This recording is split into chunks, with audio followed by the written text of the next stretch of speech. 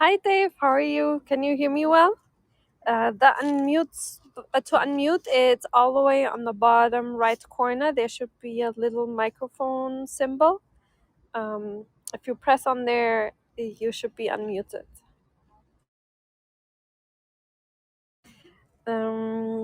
If it doesn't work at all, can you hear me? Do you see the room chat? Could you, where I wrote welcome everyone? It's like where the speech bubble is there.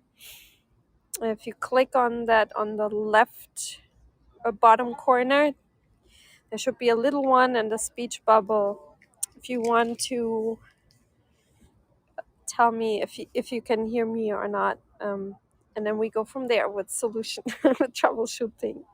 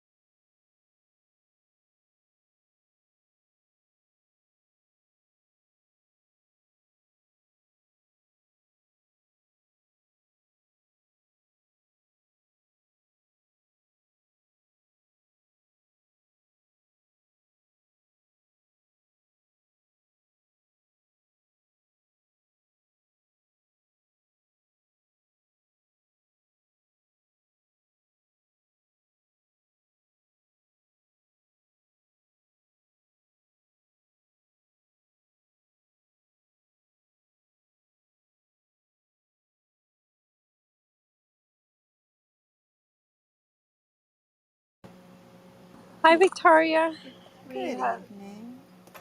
had some technical issues Oh, we with did? our guest. Yeah, we couldn't Oops. hear him. I think it didn't work to unmute. I feel like every time our guests join the first time the app, the unmute button doesn't work. Like, it's so So weird. hopefully they'll just leave and come back and everything will be great. Yeah, let me see.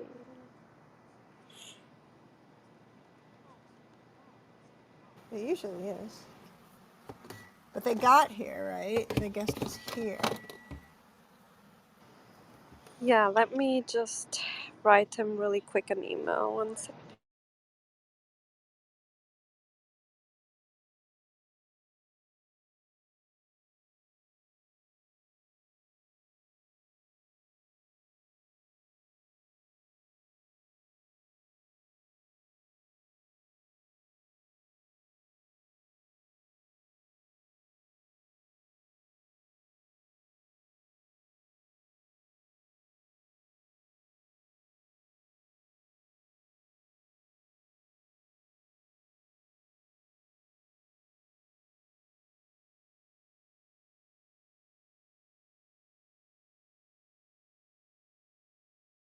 Hi, welcome friends. We're just troubleshooting and getting our guest back on the app with the functional mic.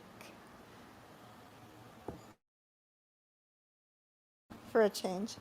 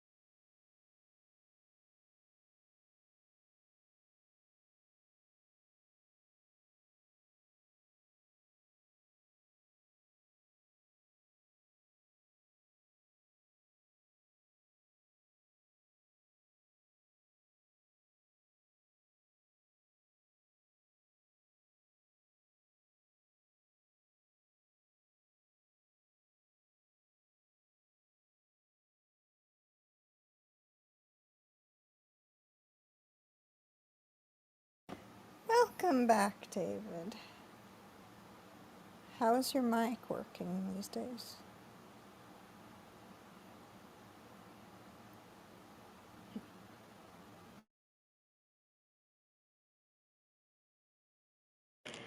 Dave.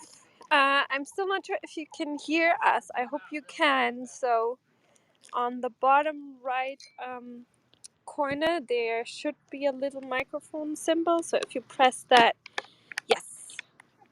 Okay, Hi. did I do it? Fantastic. Yes, it works. Hi Oh, there. Thank so you. exciting. Hello. I don't know why whenever people join the first time on Clubhouse, the unmute function doesn't work. I don't know what this is about, but anyhow, now it works. No worries. Whatever you guys want to do is fine. Yeah, thank you so much for coming and making the Yeah, of account and going course. through all this trouble. Oh, it's easy. Perfect. Meet Victoria. Um, she is doing wonderful interviews. So let me just go over really quick. I'll introduce you shortly, like briefly, like some basic information about you. And then usually Victoria asks a couple or few general interview questions before we start with you sharing the science and your project. Is that okay with you? It's more like Yeah, of about, course. okay, perfect. Yeah, it's like Yeah, to start the conversation basically. And yeah. yeah, I posted the paper on top, so people can follow along if you want to refer to something in the paper, or it's just there so people can check it out. So Got it. hi first, how are you? Welcome, always nice to see you. Hi everyone, Susan, Nazil, Mona, Julie, Ivy, Renee, Scott. How is everyone? Hi Dr. Shah, how are you today? Hi, both Katerina, Victoria, and our guest David. Hopefully, happy Monday, actually. Yeah, happy Monday. Yeah, it has been a very busy Monday, but a good one. So yeah, happy Monday everyone. Thank you.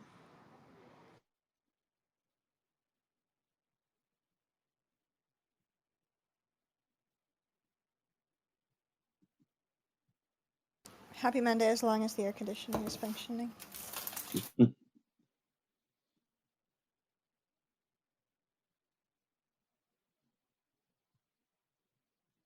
Yeah, I think in Brooklyn there were some neighborhoods where they didn't have power. So yeah, I really feel bad for people if if the power didn't work the last few days.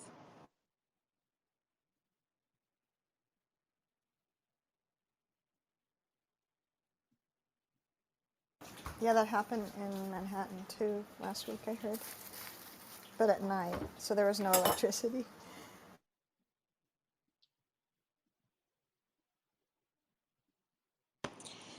Gladly we have been fine, but yeah, was lucky I guess. So, yeah, and in some countries, most people don't have even AC, right? Where it was so hot these days. I think the UK, it has the hottest day ever recorded last week. So, yeah, it's been, well, it's a new normal, I guess. So, shouldn't pretend that's something we didn't expect to happen.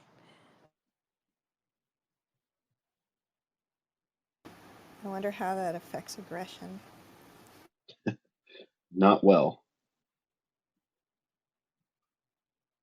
Yeah, I think we can slowly start, if that's okay with everyone. Um, so, welcome everyone to the Science Society, and of course, a special thanks to Dave here. And let me introduce you to everyone. Dr. Dave Chester. He is sharing his research today here with us, and he's the director of the SBN lab. He's an assistant professor in the VCU Department of Psychology and director of the VCU Social Psychology doctoral program. and he is very passionate about understanding why people hurt each other, and his motivation to actually go and being an undergrad student was to understand human aggression. And he was an undergrad at Warren Wilson College in North Carolina. And after his graduation, he continued, like he started um, working in research in the University of Michigan's Aggression Research Group as a lab manager, and then he was a lab manager at the University of Texas at Austin.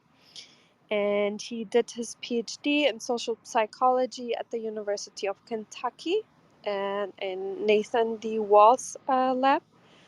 And he then merged the experience in psychology and neuroscience to better understand aggressive behavior. And in his free time or outside of the office, he likes to run relatively long, he said, distances, hiking and camping and hanging out with his dog Willie and building things out of rocks as a stonemason. That is quite amazing, and he won various awards. One of the recent one was Young Investigator Program Award of the International Society for Research on Aggression. His dissertation won an award at the Heritage Foundation for Personality and Social Psychology, and so on. So, yeah, it's an honor having you here. Thank you so much for coming and sharing your knowledge and time with us. And yeah, Victoria, please go ahead with your questions. All right, thank you, Katarina, and thank you again, David. Science Society is so happy to welcome you here. I would like to give you an opportunity to build on what Katarina just told us about that. It's really fascinating to hear about not only the path of your work, but stonemasonry. I gotta Google that. I gotta Google see if I can see some of your work there too. That sounds so. Yeah, working with your hands. That's great. So what I would like to ask you is about your affinity for science, and if you can reflect on your life and think about a time when you noticed that science was a path that you wanted to take and something that you felt particularly interested in at any time in your Sure. life. Yeah. I mean, it's throughout my life. It's a theme. So thank you very much, Katerina, for that lovely intro, and thanks, Victoria, for those questions. Um, yeah, I've lived a interesting life, and I think I like stonemasonry for the exact opposite reason that I like to study people. And so I like stonemasonry because everything is very set and dry and clear. You have the laws of physics to deal with, and that's it. And each rock is its own personality, but you can really, at the end of the day, hit it with a hammer and make it, kind of conform to your will.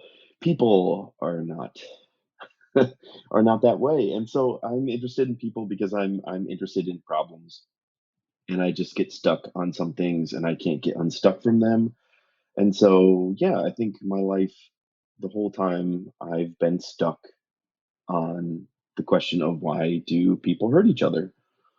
I've seen it a lot in my life, in my personal life, and just reflected in society, and I've just always been stuck on it.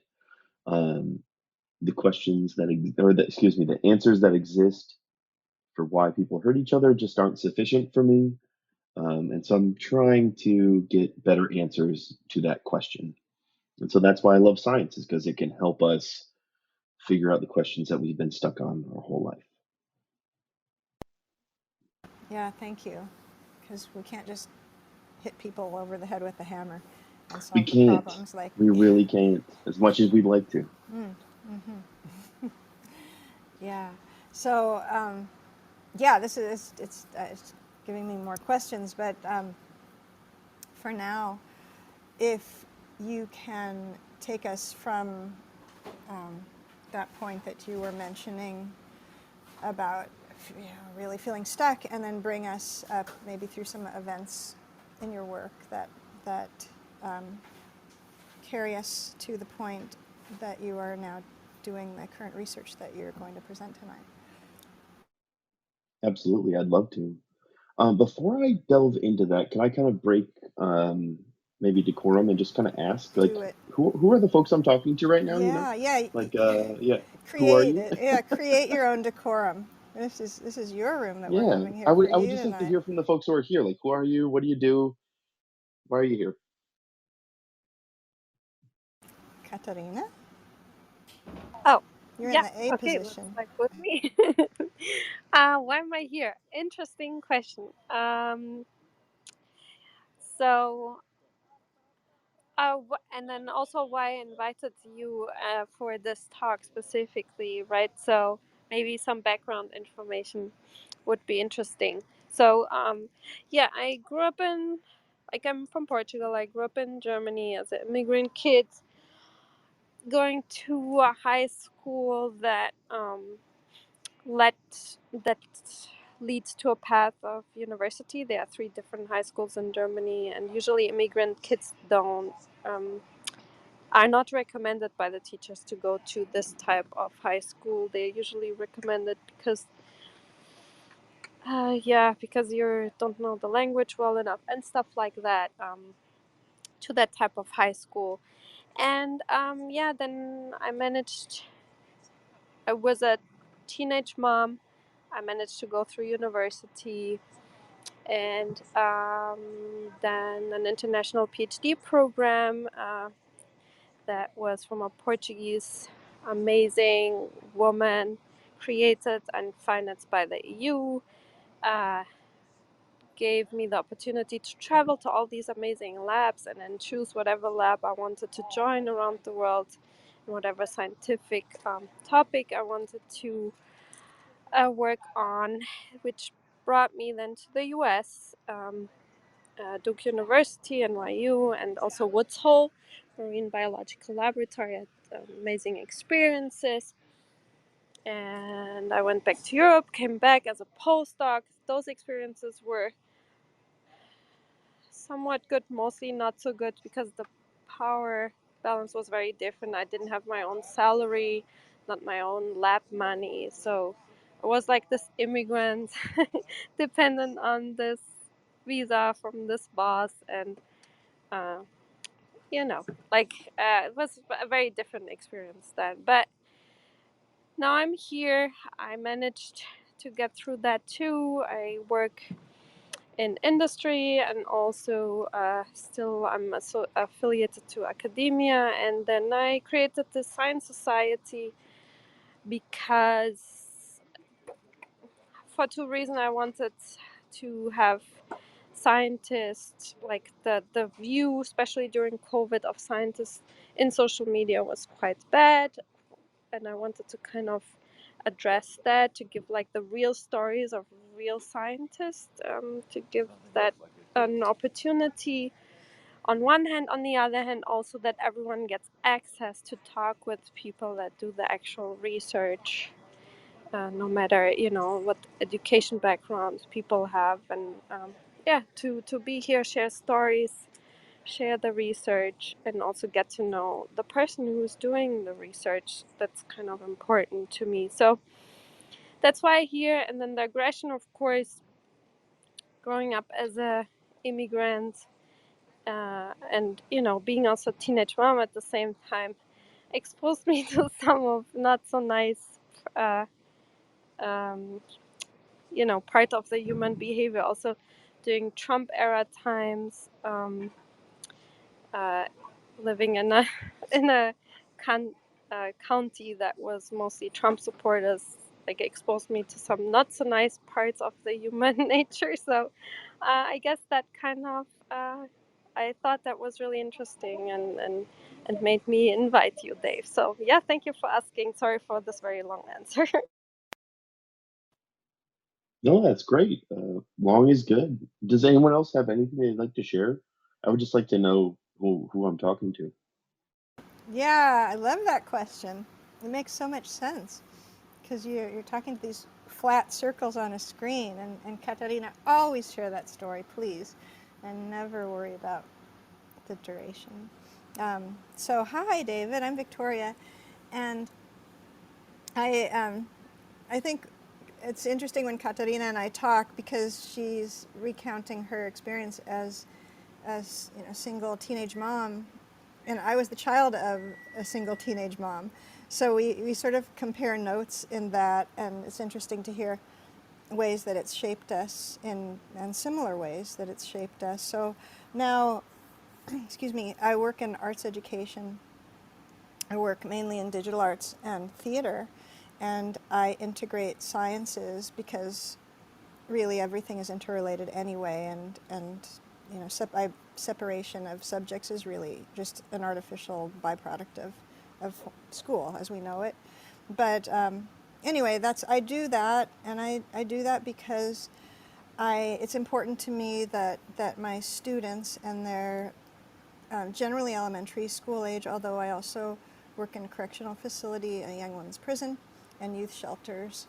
And so that allows me to reach older populations. But I want my students to either rekindle or nurture their own creative freedom, because it's so stifled in schools, and it can be ephemeral, but it can also be strong. And so I feel that I'm there in schools to tell kids that they can experiment with their ideas, and their ideas are valid, and just to try them and see what they learn, and also to remind them that their curiosity is important and to follow it. So that's why I'm here too in Science Society, because that's what we're doing, sharing science with everybody that we can reach, and not in a hierarchical way whatsoever.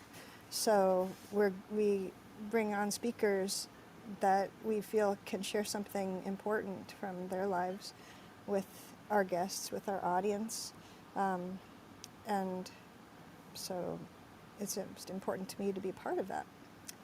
So yeah, thank you for asking. I love that you are doing the reconfiguration. And so Dr. Shah, Joyce, would you like to have a go at David's question?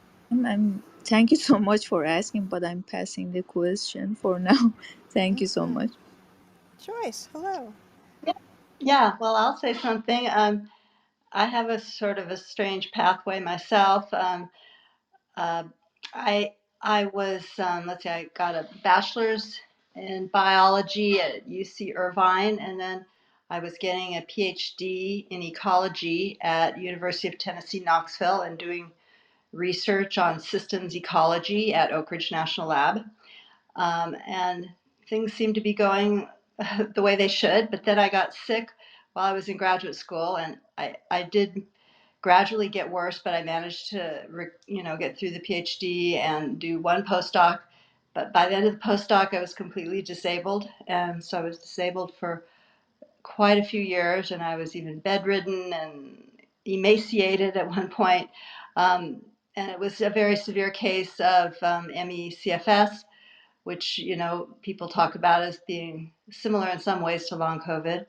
Um, and so I got better a little bit here and there over time with various methods, but then I had a downturn about 12 years ago, and I couldn't really tolerate medications and supplements and things like that. So I just reacted to everything. So I just decided, well, I got to try to figure out something that will help with the reactions. And so just did a lot of research and experimentation over the last 12 or 14 years, and I learned a whole lot of things that I'm hoping I can figure out how to help other people with. So to try to do that, I started a company, and I'm releasing an app, and then there'll be other products too. So anyway, I hope I can help people, and I'm curious about all sorts of topics in science, and so Katerina has a really great room, and I appreciate her doing it, and the people who help her. Thanks. I'm done. Thank you, Joyce. If I may, Dr. Shah, I would like to say briefly that Dr. Shah is a wonderful woman who comes to our rooms and is famous amongst us for sort of toward the end asking the most fascinating, amazing questions. And so there's just a teeny tip of the iceberg description of Dr. Shaw. Yeah, it can Thank be you so much, both of you. it That can was be very about funny. dark matter, black holes, medicine, about anything. She will ask an expert question. It's it's so amazing. I don't even know how she does It's it, but true, we're in awe. yeah. I'm glad we can share this with you here, Dr. Shaw. Thank you, Black Side It's of the true. Moon. Yeah, so David, there you are. I'm here, and that's great. I'm very grateful to hear the background on each of you. I just, as a psychologist, as a human, I'm not used to talking into abstract representations of humans. So I just am very grateful that you shared those parts of your life, because that's why we're here, is to learn about people and to share. So yeah, thank you all very much for taking this time to chat with me. I'm thrilled to spend it with you. Um, I'm especially thrilled because I'm normally kind of confined to the stuffy venues of academia where I have to talk at a conference or at a lab meeting or something like that. And this is so much nicer.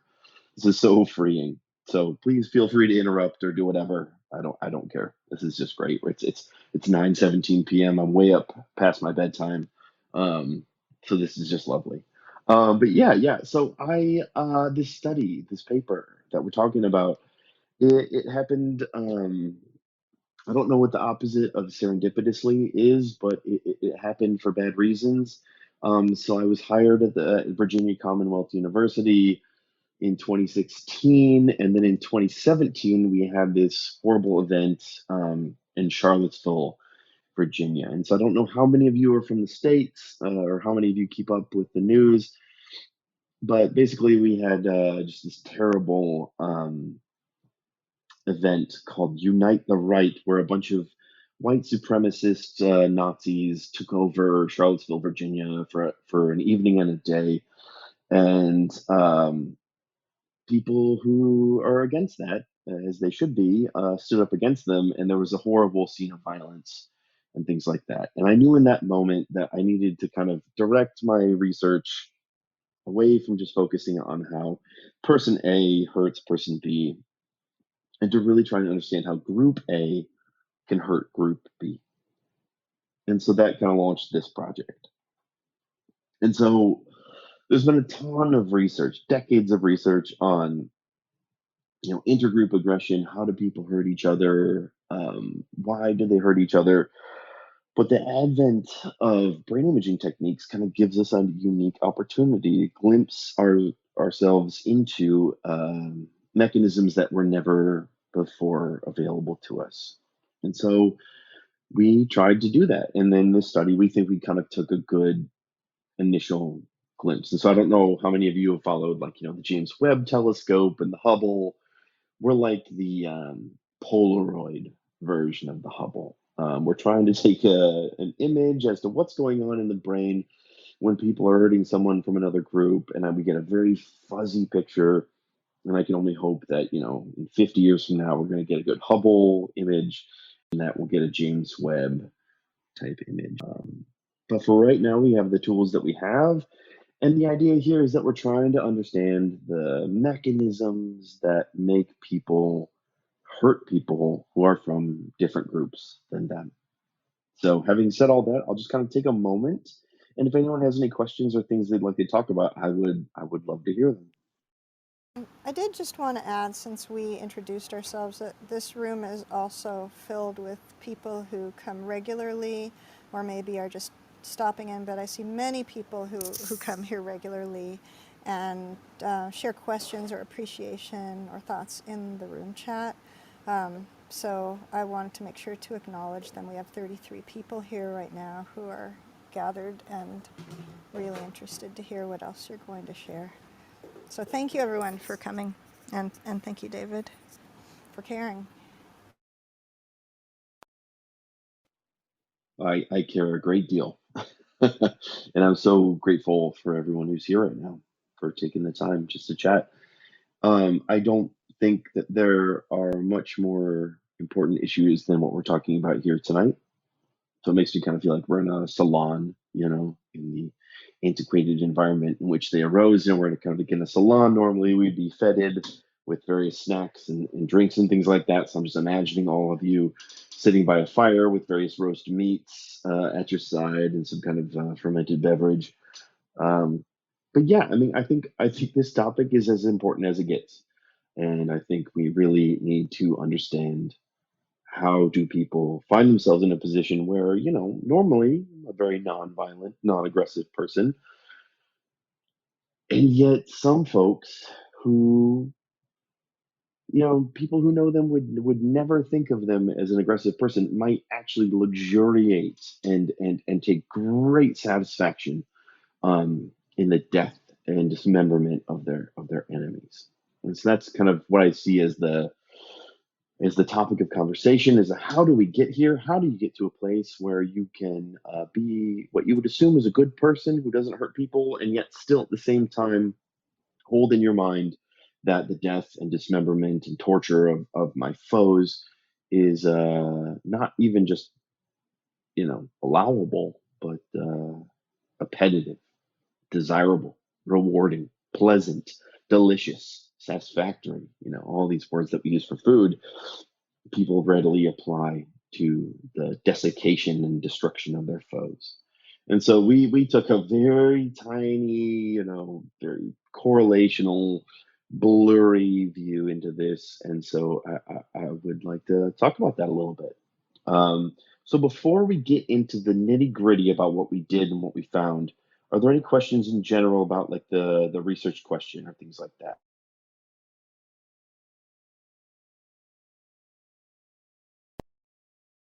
I think so far I don't see anything in the chat asking a question about, you know, why doing this research.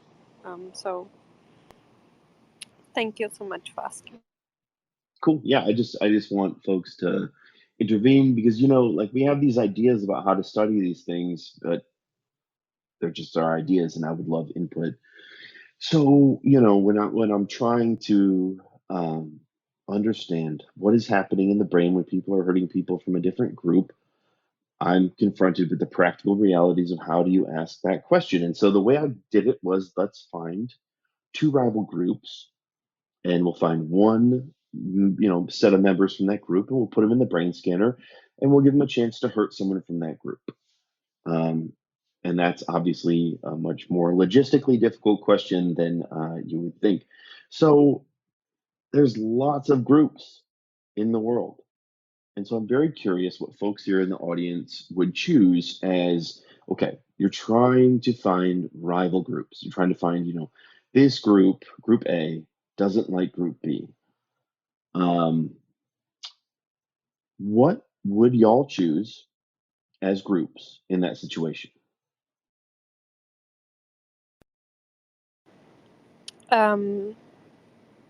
Oh, in which group to be? Like kind of the strong group that kind of you know, like can take over the other group, or Well, just the group. imagine you're the investigator and you're trying to design a study and you've got to find a group that doesn't like another group. So in the real world, like, you know, in the study that you're going to run, what groups would you decide to use? Uh, yeah. So if I could, I would probably ask one group kind of that is right now Democrats versus Republicans. Like there's such a aggression going on between them. So in Stony Brook, when I was a postdoc, there was on one side of the street a lot of like yelling Trump supporters on the side, and then another group kind of trying to oppose. They were kind of less. So I would probably ask those two rival groups, especially you know, if they are standing at the street, it's probably easy to ask.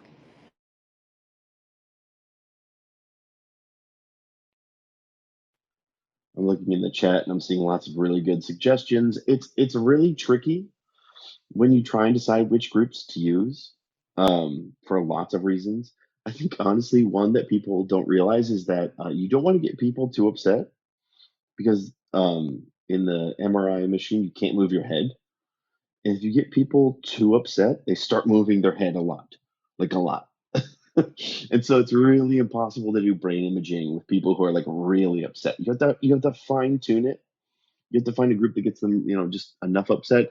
And I imagine if I was an MRI scanner and like, I was interacting with like a Trump supporter and they were really telling me that like, I deserve to be expelled from the country, I don't think I could keep my head still, amongst other things. So I feel like, that's, you kind of have to dial it down a bit. So, I think in the comments I see lots of better suggestions than what I said. But at the end of the day, we picked college rivals. And so we picked folks from the community who graduated from one university, knowing that there was a university, kind of like a rival university right next door. And when we looked at the ratings of how folks felt about it, it's a very tepid group rivalry, right? This is not Sunni and Shia. This is not North and South or Republicans and Democrats. This is just kind of really a weak tap water version of intergroup rivalry. But it was enough to elicit the results that we found. And I'm actually, that when people ask me like, what are you most surprised about in the context of the study, it's that we found anything at all. Because when you look at the ratings of the groups, when they rate the out group, so when the VCU students were rating their rivals, they were like, oh yeah, I still like them, like, decently. But like, imagine you're talking about folks from Israel and Palestine. They hate each other for the most part, right? And so these are, it's absurd that we found any results at all. But anyway, so yeah, we had folks get in a brain scanner and they played this little game against, someone from the opposing team where they could have an opportunity to blast them with a really horrible noise. It's awful. It sounds like a robotic cat getting sucked into a jet turbine. It's terrible. And they could pick the volume that noise blast was played at.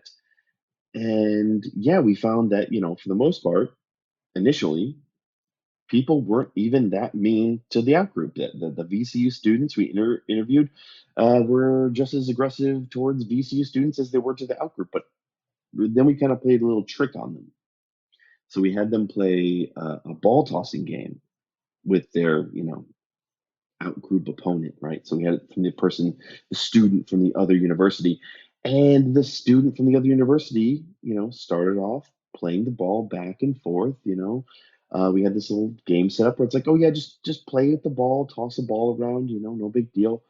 And then all of a sudden their opponent started to exclude them. They started to throw the ball to another person over and over again and stopped, paying them any attention. And then after that, that's when we really pissed them off. They were furious and they started to, really give them the noise blasts that they didn't show before. And you could even talk to them. Like you would see them come out of the brain scanner and they'd be like, did you see like what happened in there? I'm like, no, I have no idea. And they're like, that motherfucker just like didn't throw the ball to me like at all for no reason. And some of them would even want to know like where the person was. They're like, show me where they are. I'm like, I can't show you where this person is. They're in a laboratory somewhere. Of course, this person isn't real, but we couldn't say that yet. And they're like, I want to go talk to this motherfucker. And we just had to, kind of just play along for a while until the debrief. And we're like, actually, that person doesn't exist. But anyway, the point is that we used a very, lukewarm manipulation of group conflict, and that showed up in our results. And I do wonder if we used some of the groups that y'all suggested, if we had gotten more robust results. Though I do wonder about the head movement issue. But yeah, any comments or questions so far?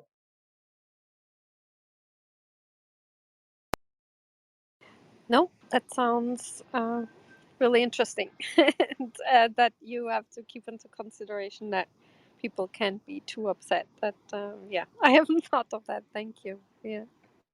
Yeah, you don't want them to start throwing stuff across the room, right? You want to just get them just the right amount upset. Of course, we have ethical issues and things like that. So anyway, so the nice thing about them being in the MRI scanner is that we could look at what's going on with their brain activity while they decided how aggressive to be both against people from their in-group, so people who are from their same university, and folks from their out-group, so from the rival university in town.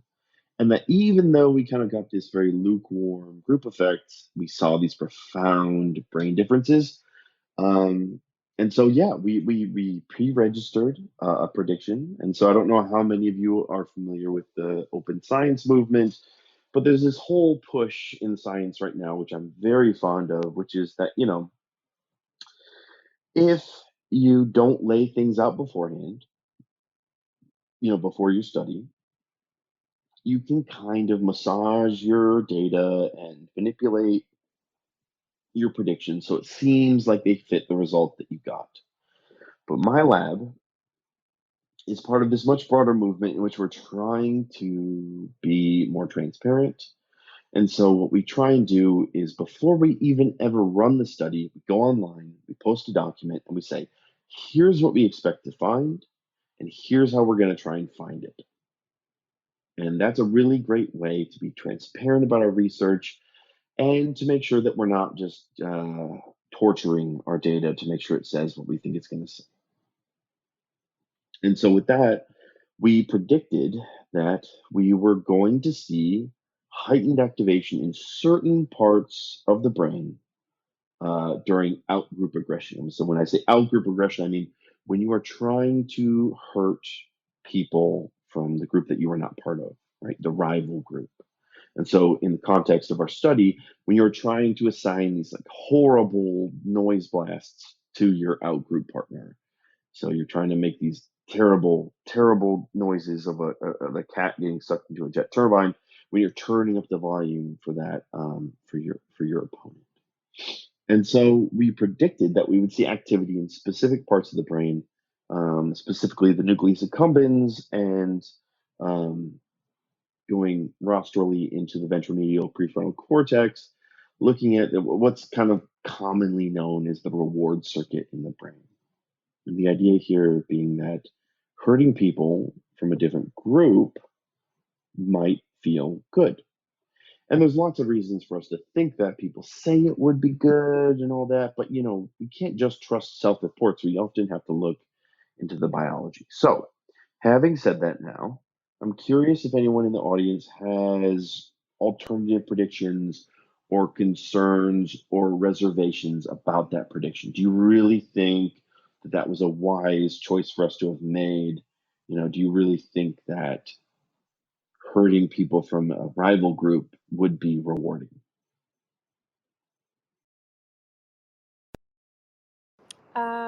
I saw that Dr. Praveen Sina, you joined. Did you want to comment on this? I just joined, and so I did not hear the earlier part to comment on whether the hypothesis has any basis or not.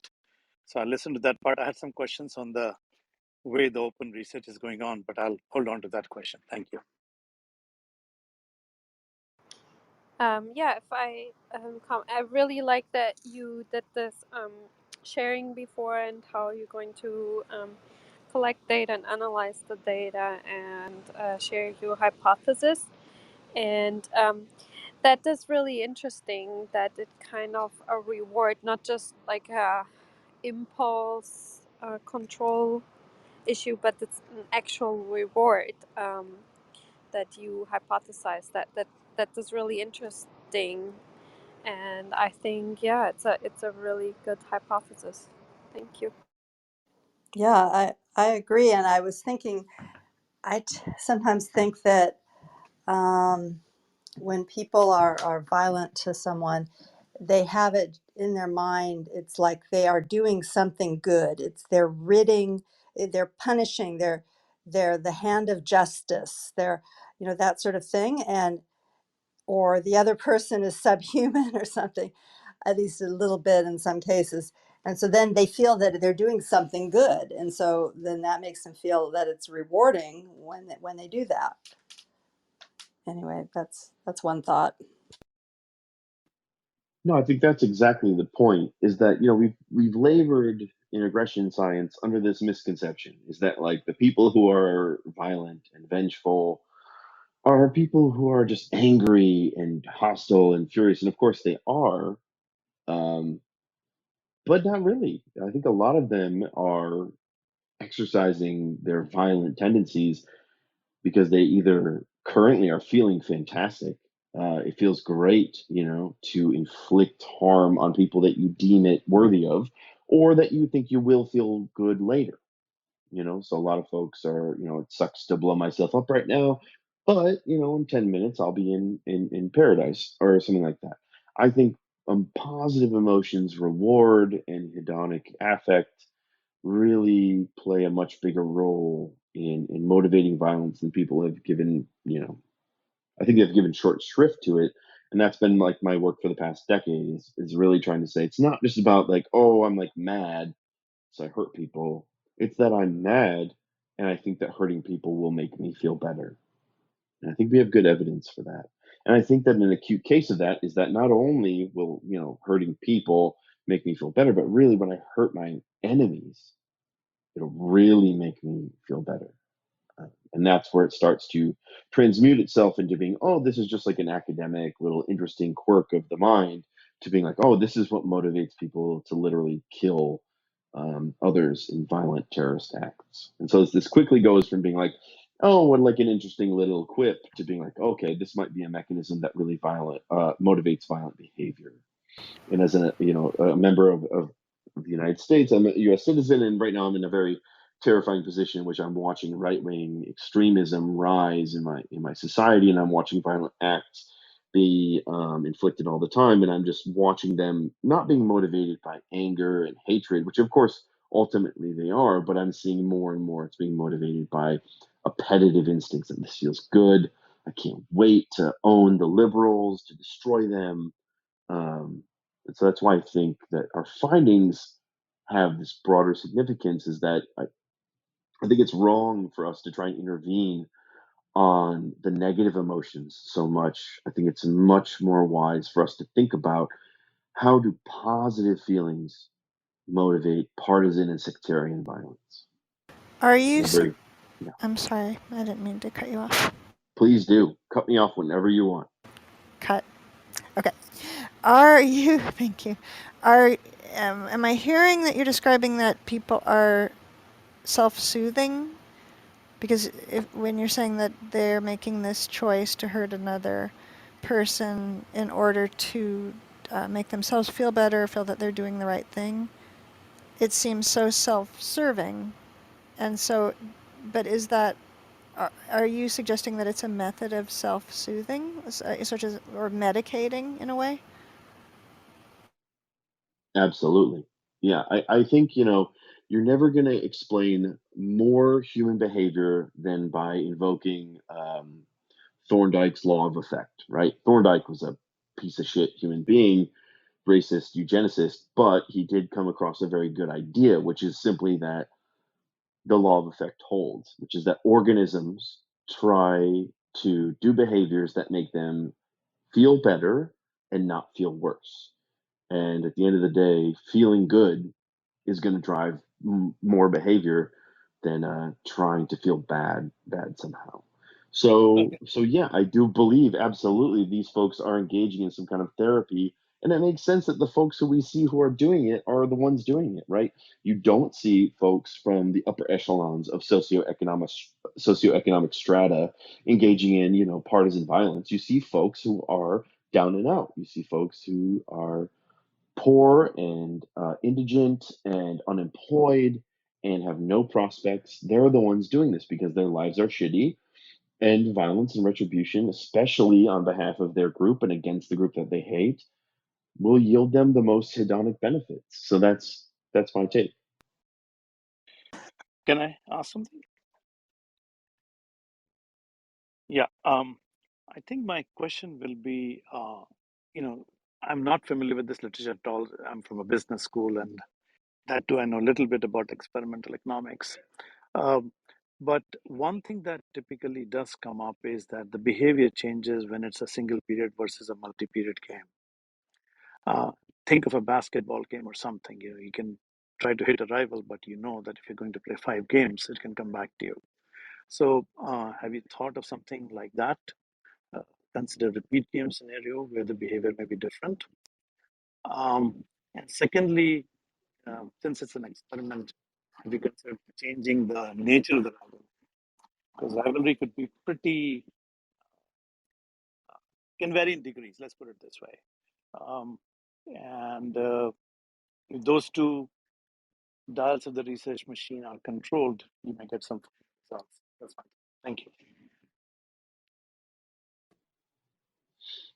No, those are excellent, excellent questions, and you're cutting right to the heart of the matter. It's like, when we make these decisions about who to hurt and what kind of satisfaction we might take in it, we have to consider the broader social ecological context. And so the work of like Molly Crockett at Yale University shows that like people are, for the most part, pretty impervious to that kind of information, which is exactly against what I would expect. You would think that folks would, in a one shot interaction, I'm never going to see you again, be happy to inflict vengeance. But maybe if I'm going to see you in the future, maybe I'll kind of dial it back a little bit. Or maybe there's just no reason for me to be vengeful in an interaction where I'm never going to see you again. But the research shows that people's impulses win out, and they win out over a reason. And so that folks who know that they will never interact with this person again are still similarly vengeful to people who that they know they're going to see tomorrow morning. And so our study was kind of based on that expectation, which is that, they're playing this game against someone they don't know, and they have no expectation that they're going to see them again in the future. But the research shows that actually they don't care. That we kind of have these very non-contextual, unsophisticated psychological approaches to these problems, in which we just assume that we're going to see people in the future and we behave accordingly. And so if you screw me over, I'm going to screw you over right back. And I would say that the explanation for that is simply from evolutionary psychology, where it's better to assume that you're going to see someone again than not. Because especially given our ancestral history, we typically saw people again, right? We were in these small tribal bands. If you saw someone on Tuesday, you're probably going to see them by the end of the week. And that was before the week was even invented. So yeah, so that's my response. Hi, so far I'm enjoying a lot the conversation, Doctor. Thank you.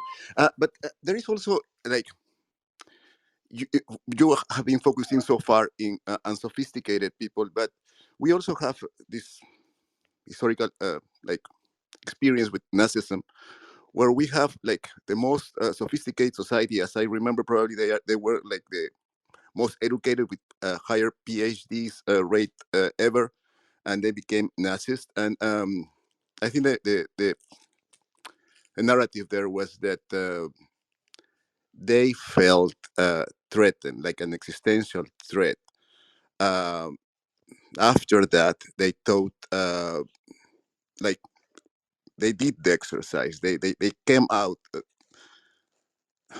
with this philosophical, like a strategical take that we're gonna do these horrible things because even when we hate them, those are the best things to do for even the whole human race. Where of course they think they were at the top, and they expressly hurt people. What I'm saying is we also have that experience, doesn't it? Where very sophisticated people came out with this decision of expressly hurting other people um, out of fear for their own future and existence. And I think that's also something that, to a degree, is happening here. It's not only the same franchise people. There is also very sophisticated people who have come to that.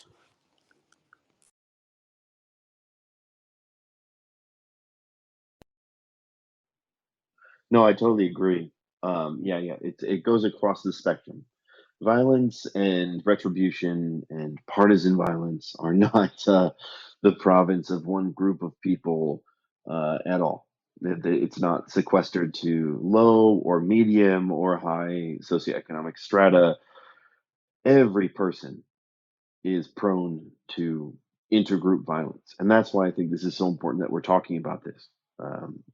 We can often cloak it under the guise of something fair and helpful. Maybe we should, let's say I'm someone high in socioeconomic status, and I say, oh, I see all these these homeless encampments underneath this bridge. I don't like that, and so I think they should be expelled. But I can make up the fact that it's for their own benefit. It'll help connect them with social services. It'll help get them out of the streets and things like that. When of course that's not true. I'm just really just making their lives worse. Everyone is victim to partisan violence and intergroup violence, and no one is free from that. And I think this really raises a really important question, which my lab is tackling right now, which is like, how do people, hurt others, but still feel like they're good people? How do you feel like, how do you wake up in the morning? The majority of people wake up and like yesterday, they probably hurt someone. The majority of people probably hurt someone the day before. So when you wake up in the morning, most of you have hurt someone. So how do you wake up that morning and still feel good about yourself? And my lab right now is kind of chasing that question down. And if any of you have any insights, I would love to hear them. Maybe, I, I mean, I have you looked into how, like, tribal, the tribal approach, maybe the thing to look there? So, to the degree that my tribe, what I feel as my tribe, is some people think an existential threat, then that my survival and the survival of my tribe justify hurting other people. Have you looked into that somehow?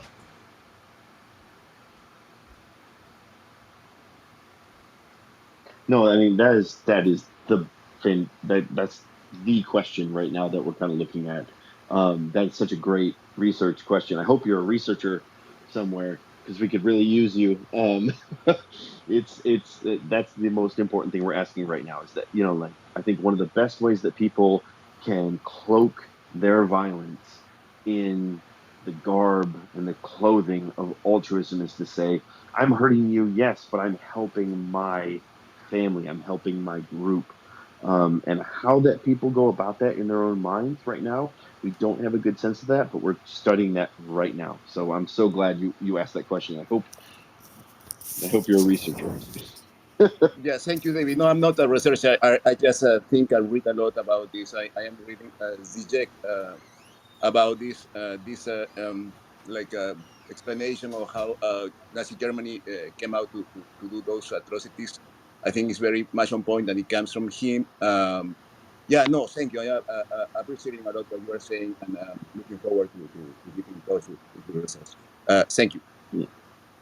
Yeah. Well, I hope you consider research in your future because you have it very much in your skill set.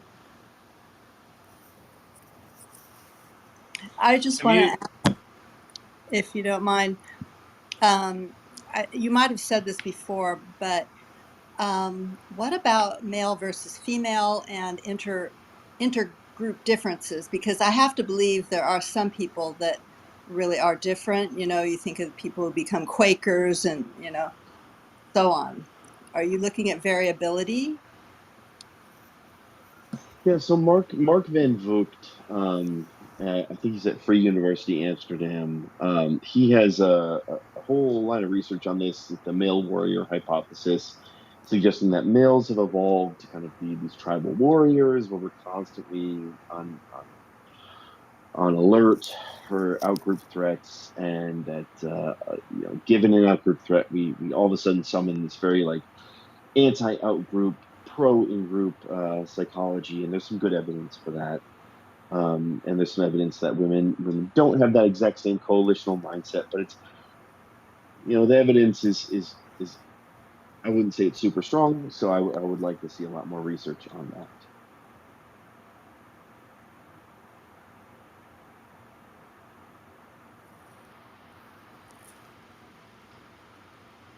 but your subjects were just males. Is that correct? Or Yes, sorry. All our subjects were men. That's because of the project that we were doing. It was part of a broader project on male psychopathy. Um, it makes sense if you're going to talk about aggression and violence. Talking about looking at men makes the most sense. If you know, so if you came to me and said like, okay, you get one variable to understand violence. What one variable would you get? And I would say just how do you identify? And folks who identify as men versus folks who identify as women or something else, that's going to be the number one best predictor of how likely you are to engage in physical violence, far and away.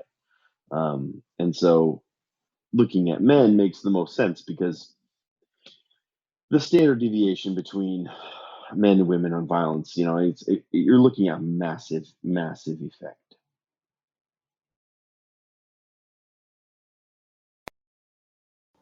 thanks for answering that. Thank you.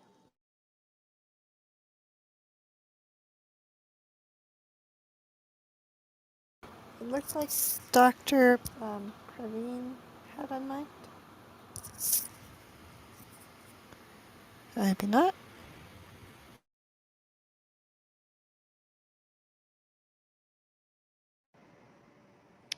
Uh, yeah, Dr. Praveen, if you want to ask your question now, or we can also wait and have your question later.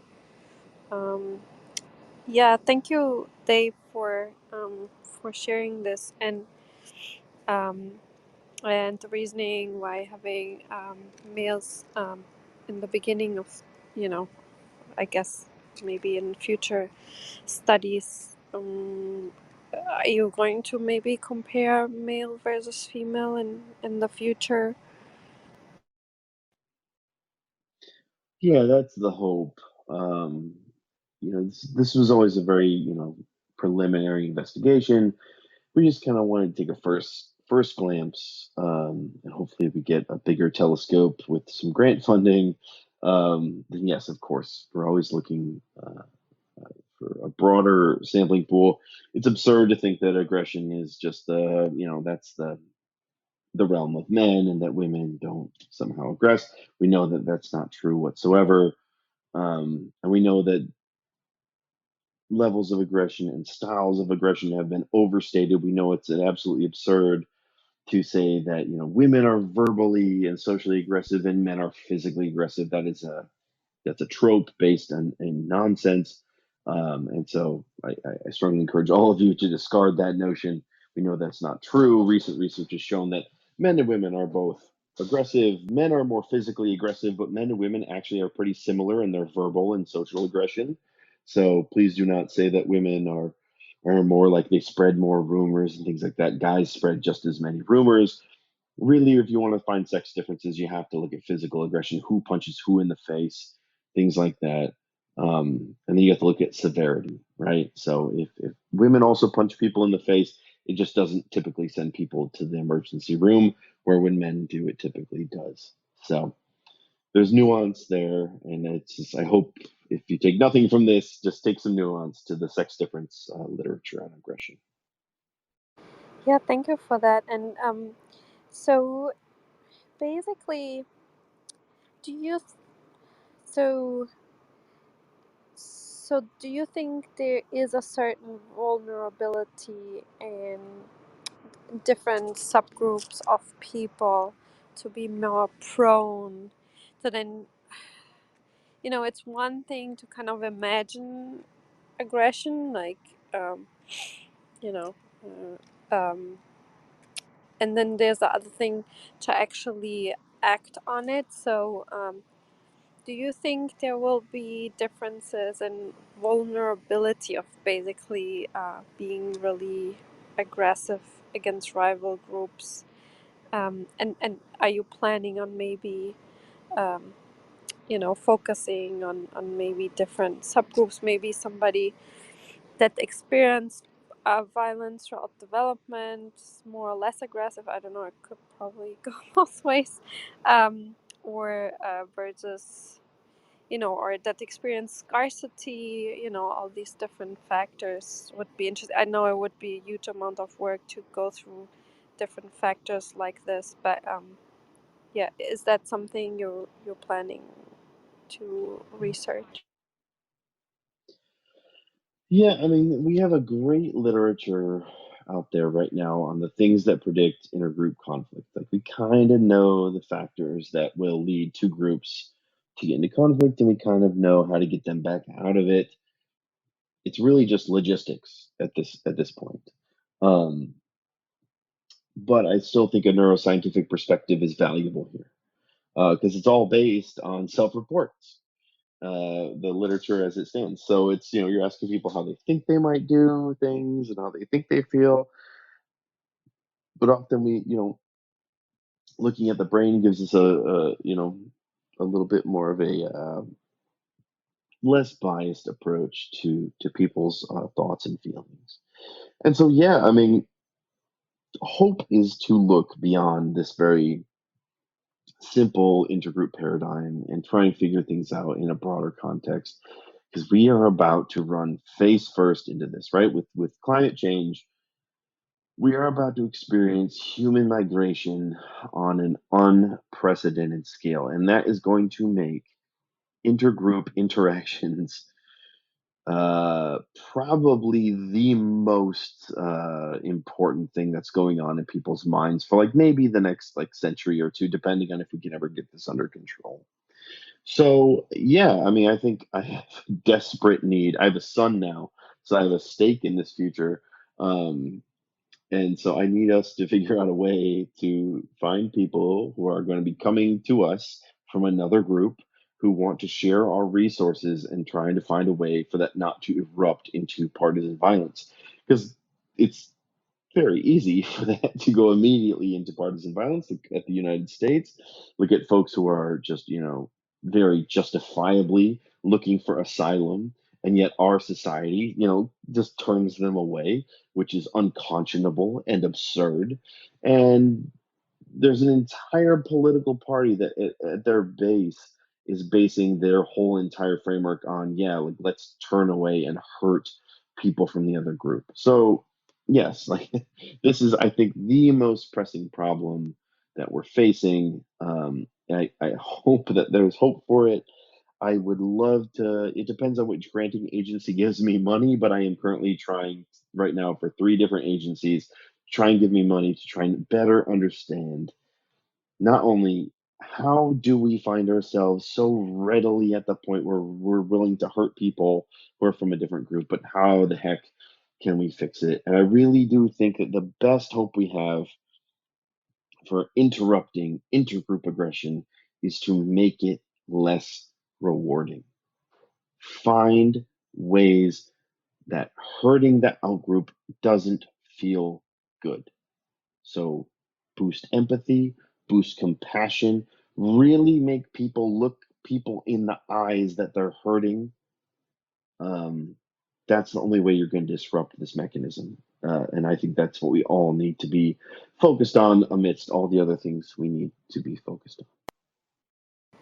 Yeah, I agree with you that this is a very important topic. I mean, it's not just in the US, in Europe, systematically let people die in the ocean so they don't make it to Europe. And it's kind of very selective which immigrants we think are good and bad. And now with the Ukraine war, it's for people are getting more and more against refugees, and that sentiment kind of started with the Syrian conflict. So yeah, and yeah, I totally agree. This will just be a more and more like urgent matter, and additionally to fixing climate change and everything else. And it's ridiculous that the countries that are responsible for climate refugees now don't want to help climate refugees. So But rational, I agree that rational thinking and argument is really not enough, because it's not rational thinking that leads people to it. What I really also think is really important that you pointed out, that everyone at some point hurt somebody and wakes up in the morning and feels like a good person. It's not that this can't happen to us. And knowing that, I think, is really important, and being aware of that we are all included in this. Um, that's part of our human system. So yeah, thank you for pointing those things out. Yeah, go ahead, Jess. Yeah, I was going to say there's something you're probably familiar with it. Something I heard some years ago that that they were saying that it used to be when they were like training the military, that they found a problem in that a lot of people they were training had trouble pulling the trigger to try to kill another human being. And so what they did is they had practice where the, I think that what they did is they didn't show a face, they just had like a cardboard figure that they would shoot at to get them to overcome that kind of what they considered a natural aversion to hurting someone.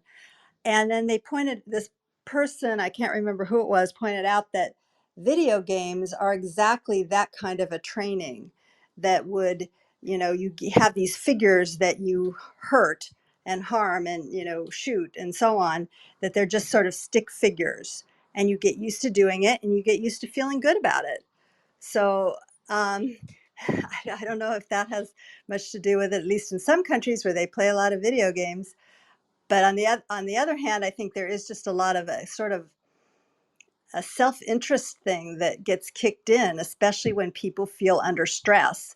So like you mentioned, if they feel economic stress, there's just a sort of instinct perhaps of self-preservation that other person's threatening my livelihood or my ability to get a job because they're going to compete with me for jobs or something. Anyway, just some thoughts. No, those are excellent thoughts. It's really important to consider the fact that it takes a lot for a person to seriously harm another person. And really, if you look at the research, there's really only two instances which it happens commonly. And that's where people think they're defending themselves or someone else. And in that case, there's no real conflict whatsoever. Or that they have been premeditating it for a very, very, very long time, where they've been thinking about it, ruminating about it. They have it all planned out. And of course, there's the very, very, very rare exception of like a true psychopath who just kind of is on the hunt, who's a social predator. So people are not trying to hurt other people when they wake up in the morning, even though at the end of the day, when they put their head back on the pillow, they probably have hurt someone. Your worst enemy, the person you like, conjure in your mind right now, someone who you think like hates you, probably doesn't want to hurt you. They don't.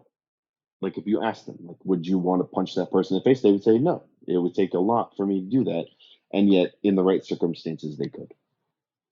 So you can't trust people's stated intentions.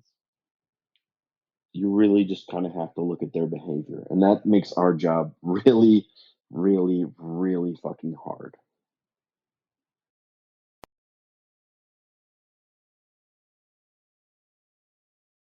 I saw Scott and Edward. You joined the stage. Do you have questions or comments? Sure, in no particular order.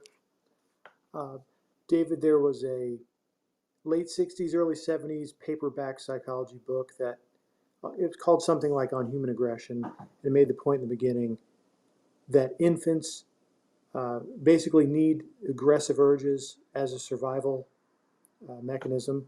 So it's kind of built into a lot of what we do, but we may not recognize it as aggression. And the other thing that came to mind was the dopamine side there. You're mentioning the feeling good about aggression. And I recall a particular scene of some very closely related folks, where they were in this big argument. They were kind of being apologetic, and they came into the room to me and apologizing, but this thrill on their face.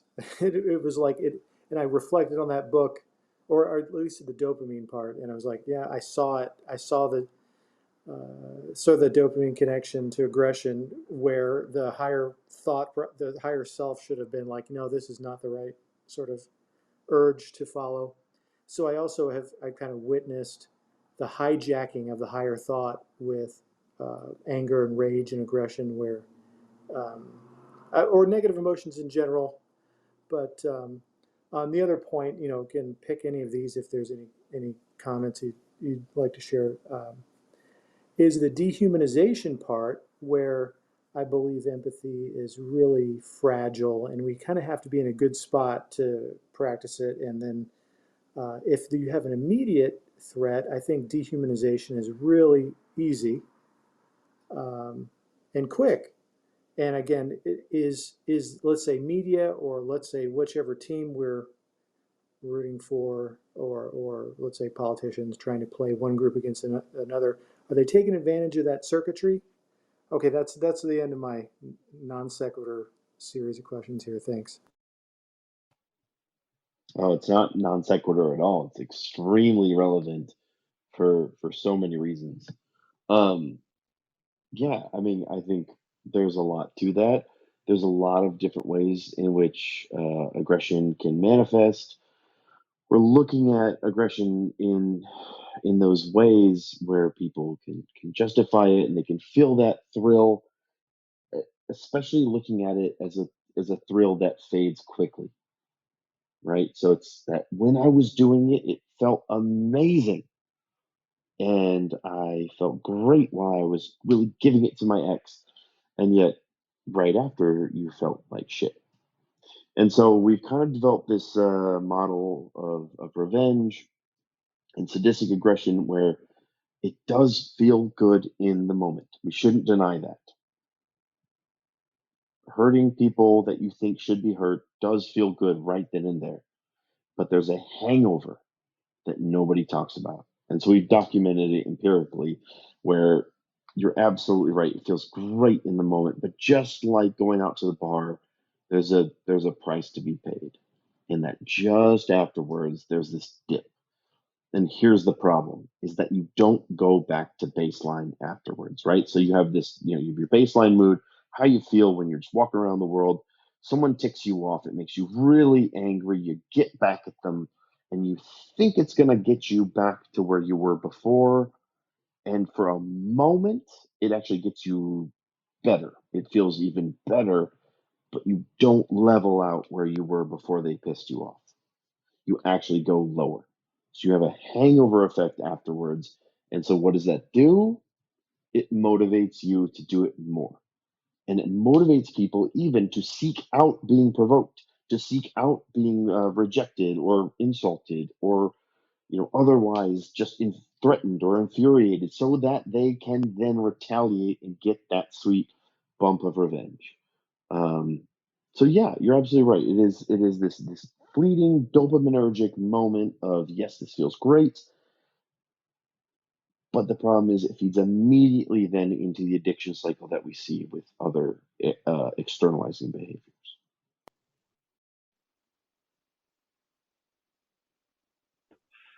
My question for you is: have they done any studies on people of faith, people who practice their faith and their behavior to the point where they're not using these different outside stimuli versus, their belief in God and the faith community? Have there been any studies in reference to that particular group of people? Yeah, absolutely. So, folks who tend to be more religious tend to be less aggressive, and they tend to be less aggressive to things like provocation. So, if you insult them or reject them, they don't tend to retaliate as much, um, and that's about as much as there is, to my understanding. But there needs to be more. But as far as I can say right now, the work that's been done shows that religious folks tend to not be as vengeful or retributive. Thank you very much.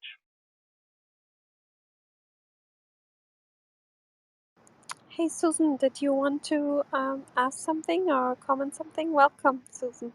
Thank you. Yeah, I have a few questions, but I'll just ask one, and if there's time later. How do you explain, or based on your research and what you've come across, um, the attraction to video games? And do you feel like what you're discovering has a correlation to why people like to play video games that have a tendency to skew towards violence? Not all of them, but most of them, it seems, especially the very successful ones. Thank you. Yeah, I mean, this is a great question, and it's a question I've really thought about a lot. And something that's really helped me is to read a lot of historic texts and to realize that violent media is nothing new, right? The human fascination with watching people inflict horrific violence upon each other is pretty much as old as humans. Um, there's very few societies that are what we would consider developed that didn't have some kind of a violent sport, some kind of violent recreation, right? Violence captivates people, specifically male combatants hurting each other to assume superiority. And it's prevalent in every single society. So, yeah, I think video games are just a modern manifestation of that. I don't think there's anything special or unique about them. There's no good evidence showing that they're particularly a causal factor in human violence. They are associated with aggression, but that can easily be explained by the fact that aggressive people tend to play aggressive media. So yeah, I really do think that they're just a modern manifestation of an ancient tendency where humans like to hurt people, but we don't want to go through the whole rigmarole of risking our health and well-being on that. And so it's nice to simulate it um, without actually engaging in it. So it is setting off that stimulus that you were mentioning, that it stimulates something in your brain when you're shooting people in video games, you would say? What is that stimulus, Susan? Well, it's something that David had mentioned earlier. Well, Yeah, there's I absolutely think it's tapping into a ready-made tendency to enjoy the suffering of outgroup members, which is why if you look at most violent video games, you're not playing against people just like you're playing against a demon or a ghost or some kind of nightmarish representation of an enemy. And so, yes, it absolutely is tapping into that. But again, I don't think it's anything novel or particularly deleterious. I think it's just a new manifestation of something as old as human civilization. well, let's break it down to something that's supposed serotonin breakdown injecting to the brain, right? So wouldn't that be different for each individual? So let's look at same-sex marriage. That is different for each individual. So that stimulus is perspective.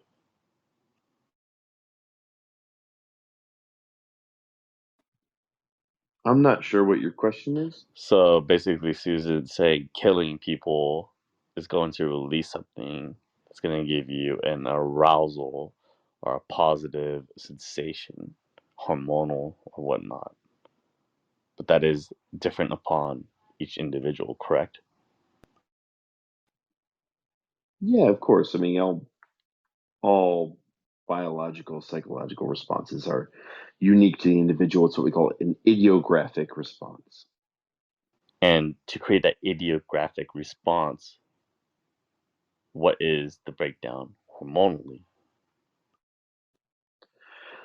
Hormones linked to aggression is far more complicated than we used to think. But neurotransmitter wise, also far more complicated than we used to think.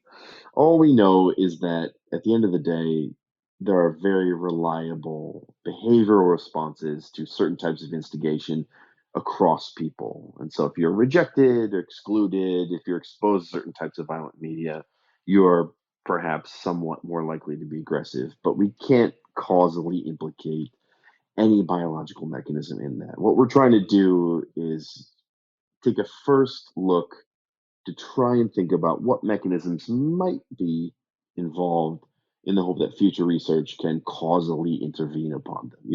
We have to remember that like this is a very young science, right? Biology, physics, chemistry, they've been around a lot longer than we have. So we're just taking our first initial looks into what makes people hurt each other. And hopefully one day soon we'll have some causal mechanisms there. I don't know if no one else has a question. I thought of Yes, I another. have a question. Oh, go So ahead. thank you so much, David. That was a very different, presentation, and absolutely I can see some of the, reason behind it from the medical perspective. What my question is different now based upon the, I mean, topic which you mentioned about the intergroup exclusion. Also, I was just wondering, what is your opinion about the concept of the transhumanism and aggression? Because when we are talking about the transhumanism, we are talking about capacities, and capacities might be one of the reasons for aggression. And we have three pillars around that as a super longevity, intelligence, and well-being. Do you think that they are contradicted with each other, or we're gonna have the same situation? I was just wondering, what is your opinion about it? I don't know enough about that topic to really weigh in, so I don't have an opinion.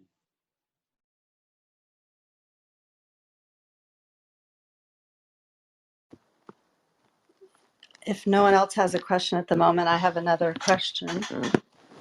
Um, anyway, what I was thinking about when you were saying about the dopamine, and it sounded like an addiction type situation, that kind of gives me some hope. I don't know if you see it this way, that if it's a sort of addictive phenomenon, and we're doing research on kind of addictive behaviors, that maybe that might yield some benefit. That maybe some people are too addicted to their dopamine and in a certain way that promotes violence, and we could intervene in some way. Thanks. Yeah, this is a road I've tried to go down a little bit. The current feeling of the field right now is that folks have gone too far in trying to say that certain behaviors are addictive. I think folks are pretty on board with saying that like gambling is addictive, and so we're obviously like substance abuse issues. But the literature is trying to show that like social media, violent video games, aggressive behavior, those things are addictive. That's meeting with some pretty serious pushback right now. It's really a point of like how do you define what's addictive versus just what's like problematic. And I think lots of behaviors are reinforcing, and that's entirely up to who you are as an individual. And those things can definitely make problems in your life. Are they truly addictive? Is an open question. I used to think that revenge and aggression were truly addictive, and I've actually kind of backed away from that. Now realizing that I think really what characterizes addiction is withdrawal, intolerance, and I have not seen any good evidence for that in humans. There's really good evidence for it in mice.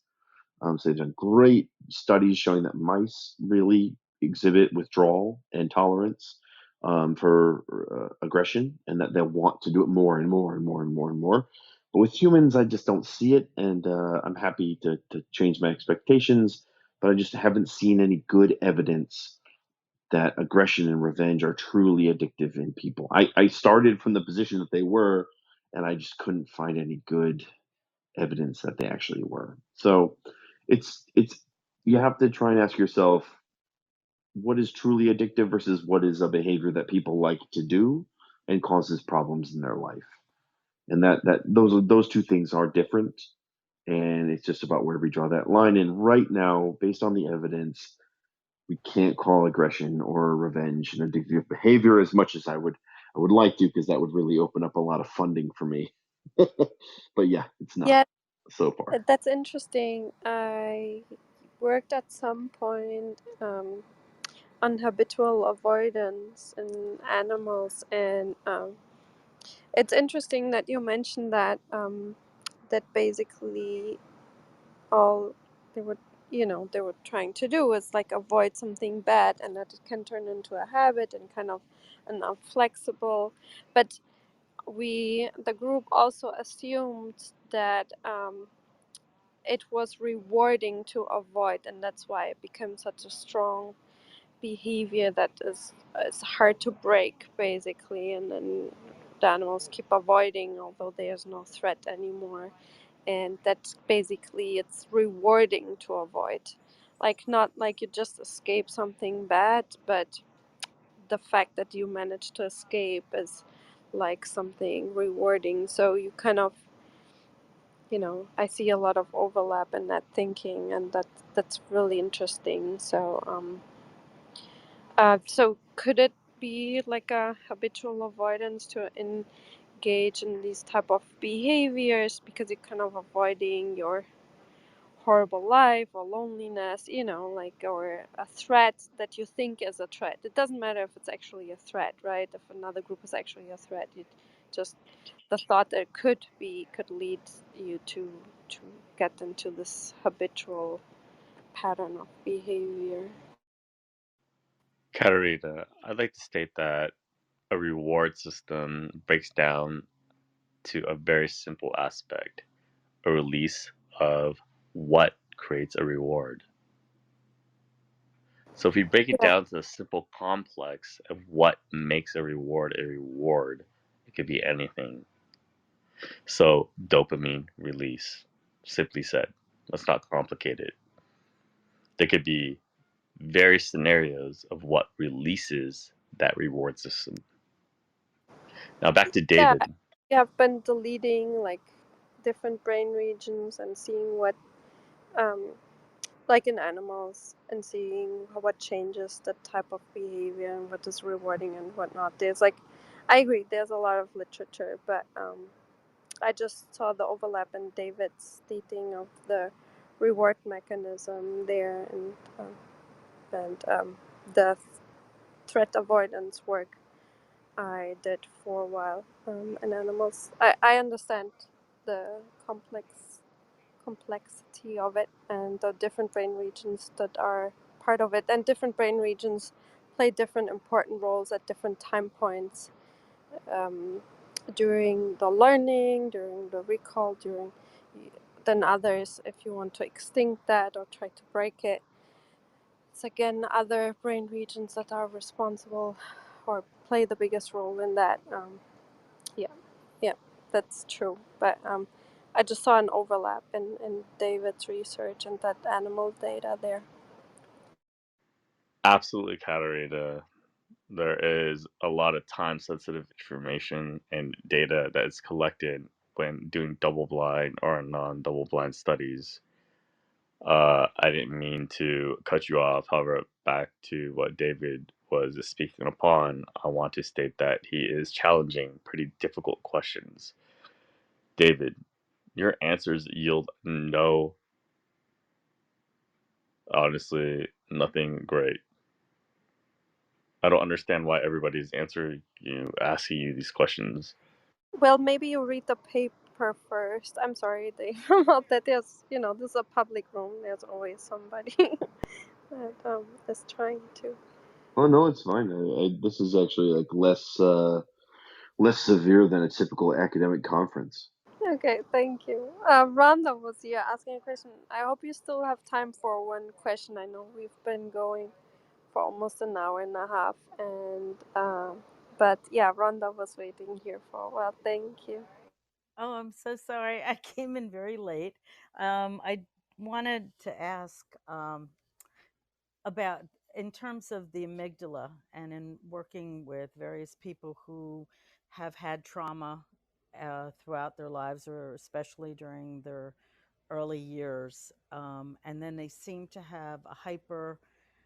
It's a high sensitive amygdala that seems to be on high alert all the time. So obviously, the thinking areas of the hippocampus aren't working as well, and so they're always triggered. And in those cases, um, rather than it being habitual, as much as it is, they're always in a threat mode, right? It's always looking for the threat mode, and then it can't get off that track of thought of you know whether it's avoidance, fixing, freezing, or fighting, right? So that whole system just stays intact. And I often have thought that suicide and homicide are two sides of the same coin because of that. And what, to me, it's almost built into our cultures around the world because we're all traumatized, you know, thousands of years of trauma of each other. And so it's almost, and then the competitive nature of our cultures, I call it cultural narcissism, actually creates this internal threat. So it's almost a part of the, if you will, the architecture of the way we've come to understand how we can interact. There's almost an okayness, even though it's not okay, or at least that's what it seems like. And I'm wondering your thoughts on all that. Is it just a, rather than the reward system, which is a very different take on it, where there's actual, I mean, I'm sure there are people who find reward because it's soothing on some level, but in most cases, I'm thinking it's just a hyperamygdala, always in threat mode, and when it on an individual basis, on cultural aspects, it's cultural narcissism, the competition between cultures and superiority aspects. I don't know your thoughts. I would love to hear some thoughts on that. Yeah, no, I'm so glad you brought all that up. I mean, it taps into two things I've been thinking about recently. The first is that the amygdala is a real pain. Everyone thinks they know what it does, and everyone's wrong, including me.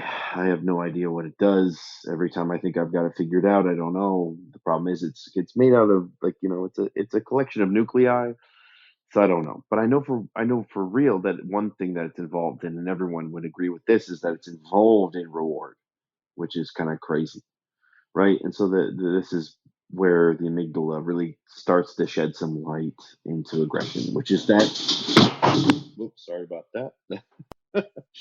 Everybody The whole. okay? Yeah, is everyone okay? Yeah, Need I help? just had a little tip over of a coffee table. We're good. We're all Is that good. aggression? Okay, Do I cool. The hear aggression? the amygdala does many things, but I would say that it does two things simultaneously that really shed light on aggression and really don't conflict with our findings, but actually mesh really nicely, which is that some of the nuclei within the amygdala process threat and some of them process reward, and they're intimately related. And so there's clearly a threat reward trade off, right? So sometimes, you can imagine a proto human going into a part of the forest where it's like, okay, there are a lot of wolves in this part of the forest, but there's also a lot of game or fruit. And the amygdala is simultaneously computing those conflicting values where it's like, okay, I could easily get killed here, but I could also easily like come out of here with enough food to feed my family for a month. So the amygdala really is far more complicated than we think it is, and I keep trying to understand it. I keep not being able to do so, and I can't reliably pin it down in my data. So I've just kind of given up on that whole process. And I think it's because it does so many things all at once. At the end of the day, I really think the amygdala, what it does is say, like, this thing, I don't know what this is, so I think it's important. I think, like, at the end of the day, the amygdala is telling you, like, okay, this is not like a humdrum part of our existence. I'm not used to this. I don't know what this is. It's significant. And so it tags it and it says, I feel things about this thing.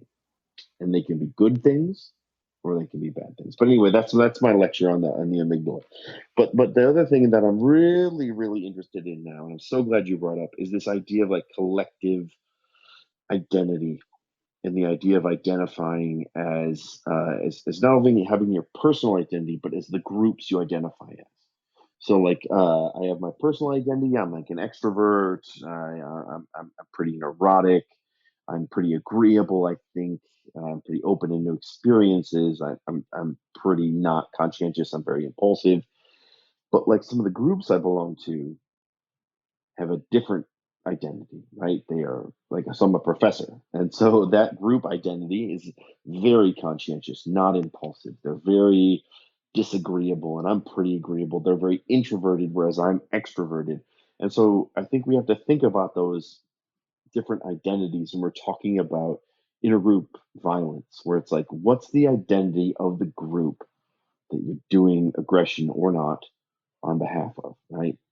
Maybe I'm a very nonviolent person, but the group that I care so much about is a very violent group. So I'm very glad you brought up both those topics. Thank you.